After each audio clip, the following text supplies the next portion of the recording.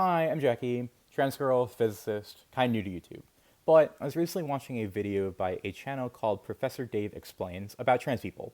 And it's a pretty good video. It essentially goes into the terminology of sex versus gender, and then it goes a step further and talks about the roles of the ambiguity between those terms in discourse surrounding trans people in the media recently. Essentially, what is gender, who are trans people, and why won't people shut up about it? And I do think it's a really good overview for people who really aren't familiar with gender or trans people. But I also think that these kind of trans 101 style videos for the beginners necessarily simplify gender a lot, when it actually is a very nuanced thing and there are still a lot of topics to kind of talk about. Which brings me to the notion of biological sex and precisely what the term implies. And I think it's a pretty interesting topic, but again, it's one that's not typically covered when you're trying to teach grandma what a trans person is. And because it's not typically talked about in a lot of detail, you might be surprised to learn that biological sex is actually kind of bullshit. And I don't mean that as like a hyper-liberal exaggeration or like a philosophical statement. What I mean is that the standards that you probably associate with biological sex are probably not a very good metric, or at the very least are not nearly as binary as you probably think. And so, let's talk about it. A very common criteria for biological sex that a lot of people use is chromosomes. X girl, Y boy. And so biological sex is just a word, right? You have linguistic freedom to define it however you want, so it's not wrong to define biological sex as determined by chromosomes. But if you think about it, it is actually pretty weird.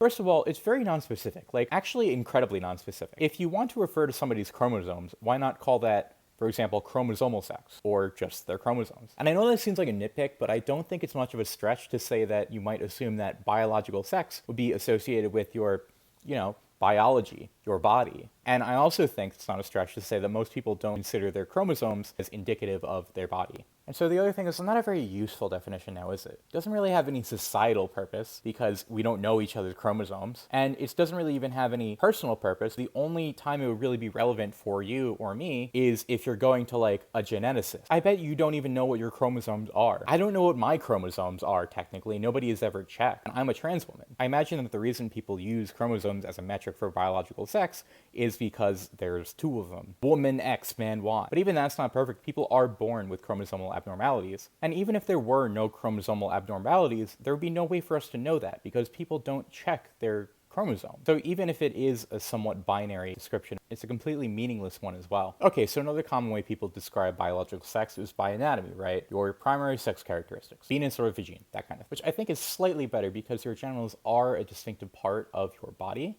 And also because, you have them on the outside and you can see them. For example, it's how most doctors assign sex at birth. But at the same time, it's still not very useful socially, and I still don't think it's quite what we mean when we're talking about somebody's biological sex. The majority of the people in your life have not and never will see your genitals. I'm sorry if that's news to you. And even for those who do, it's still not particularly useful because sexual attraction typically happens far before any actual sex even happens. If you see somebody in a bar, you're not attracted to their genitals because you can't see their genitals. So as a trans woman who's thought about this a lot, I actually think that one of the best metrics for biological sex, if you feel the need to define it, it's actually hormones, which I think is uncommon, but not only do hormones determine your secondary sex characteristics, but they also determine a lot of the physical features that a lot of people would associate with sexual attraction. Since I've started hormones, I've not only developed somewhat, but my facial features have gotten softer, my skin has gotten much smoother, for example, because, as we all know, I am peak sexual attraction. Shut up, I'm not a mess, I am peak sexual attraction. Not only that, but these things are more associated with your body. Hormones regulate your entire body, not only outwardly, but also inwardly. This isn't to say that anybody who doesn't have access to hormones or chooses not to take them is not valid as a trans person, but at the same time, as somebody who has been on hormones, hormones completely affect your own experience in your own body. I can't think of anything more biological. And again, I think this is actually at the crux of why so many straight men who are attracted to trans women are afraid that they might be gay. Because people are attracted to your body even though they've been taught to learn that sexual attraction aligns with biological sex, which they have learned is your genital. Of course, attraction is complicated, and this isn't to say anything of gender expression either. Now that comes with the caveat that hormones is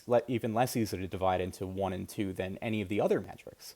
Hormones vary wildly even among cis men and cis women. However, consider that the other metrics we talked about also don't align with gender. They're much less useful societally. On top of that, they also fail to distinguish people into one of two categories. I'm drawing very heavily on ideas from a book called Whipping Girl by Julia Serrano, a very talented trans biologist. You should give it a read. But with all these factors in mind, it seems like it makes more sense to just altogether abandon the notion that biological sex has to be binary, embrace that it is bimodal. We could acknowledge that the biological sex of the vast majority of people will fall into a binary, but we should also appreciate that biological sex, like gender, has a great amount of variation. After all, variation is the cornerstone of the field of biology itself. So that's it. Thanks for listening. I hope you learned something, and I will talk about this more another time. Bye.